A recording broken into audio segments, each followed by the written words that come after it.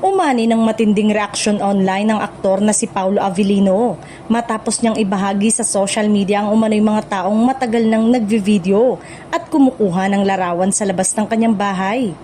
Ayon sa aktor, ilang araw na umanong may mga individual na tambay sa tapat ng kanyang tirahan, dahilan upang siya'y mabahala sa kanyang privacy at seguridad.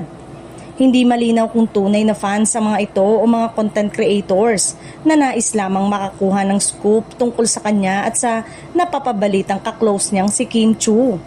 May mga haka-haka pa umano na sinusubukang alamin ng mga ito kung magkasama na bang nakatira ang dalawa. Bagay na lalong nagdulot ng pangamba sa aktor. Ayon sa patuloy na pangyayari, nagpasya si Paulo na i-post ang larawan ng mga taong umano'y kumukuha ng video sa tapat ng kanyang bahay. Sa kanyang mensahe, sinabi niyang since ilang araw nyo na rin naman na kinukunan ng picture at video yung labas ng bahay namin. Okay lang naman din siguro na i-post yung picture nyo para patas lang na agad namang naging usap-usapan online.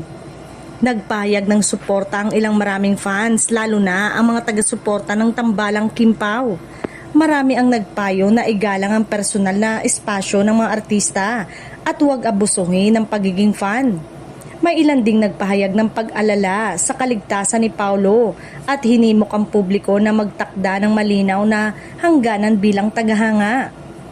Samantala, may mga netizen na nagsabing dapat lamang umanong ma-call out ang mga taong lumalabag sa privacy ng iba. Para sa iba, hindi katanggap-tanggap ang pagpunta sa mismong tirahan ng isang artista para lamang sa content o chismis dahil maaari itong magdulot ng takot at panganib. Sa huli, muling naging paalala ang insidenteng ito tungkol sa kahalagaan ng respeto at personal boundaries, lalo na sa mundo ng showbiz kung saan madalas nasusubok ang pribadong buhay ng mga artista. Patuloy namang nananawagan ng fans ng suporta ang kanilang mga idolo sa parang responsable at may paggalang.